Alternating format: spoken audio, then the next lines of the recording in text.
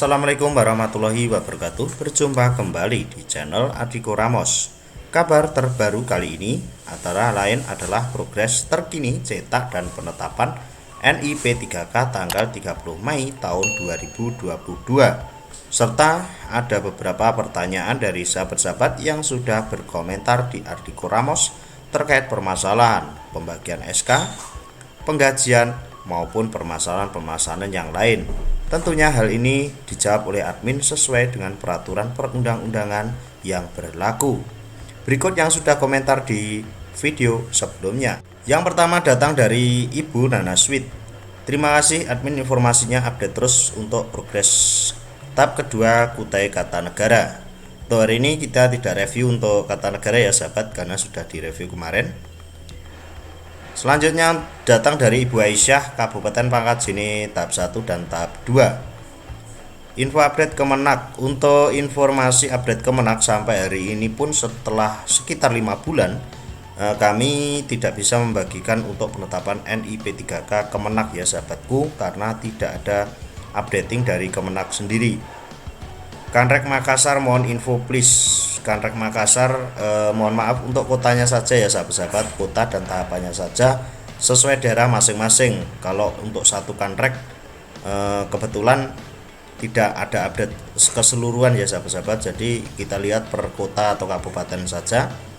Dari Bapak Ferdi Fudin, Min mohon progres untuk Kabupaten Manggarai NTT. Kita munculkan untuk tahap 1 untuk Manggarai NTT ya sahabat, karena tidak ada tahapan. Mohon nanti kalau komentar itu tahapannya juga dikasih.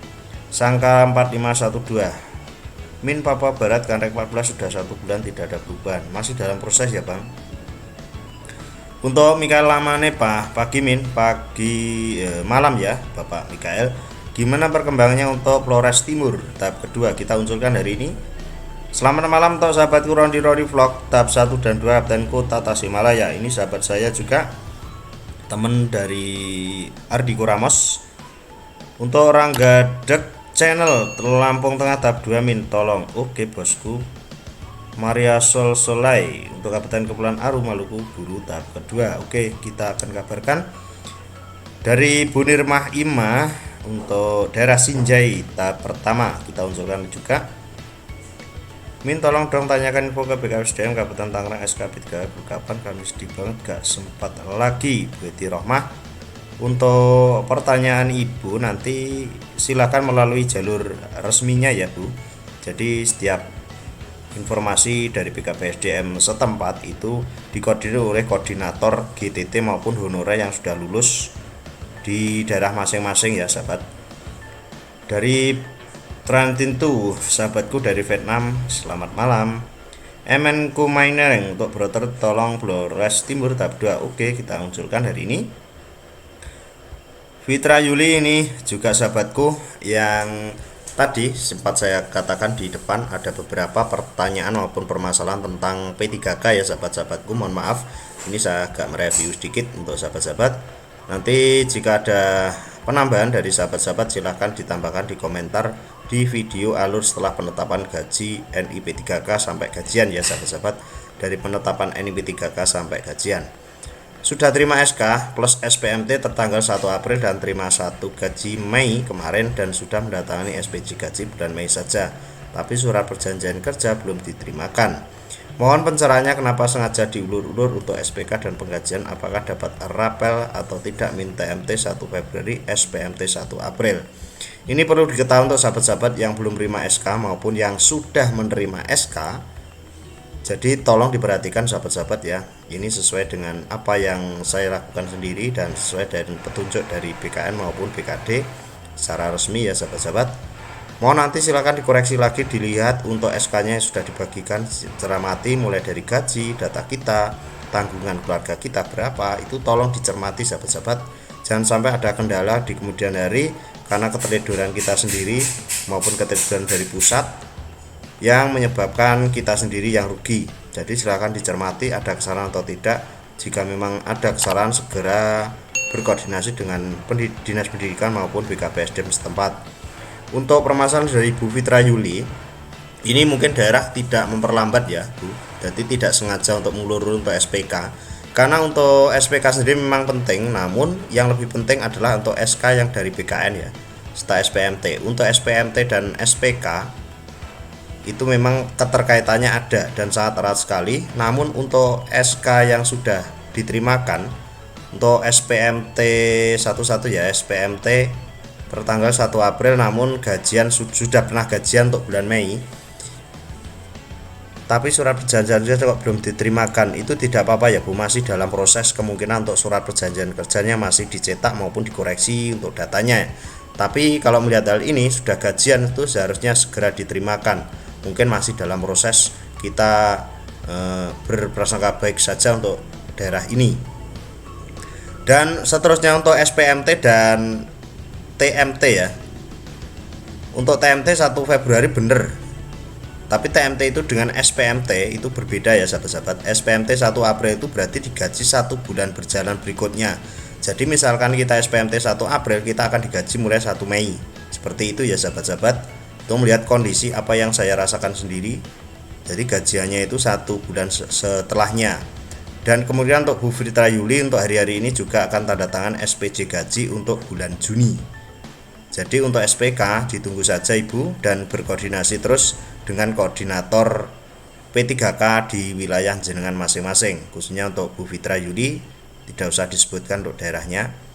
Kita langsung masuk di Mercy Teturan, Papua, khususnya Kabupaten Biak Numfor. Kapan Pak tahap 1?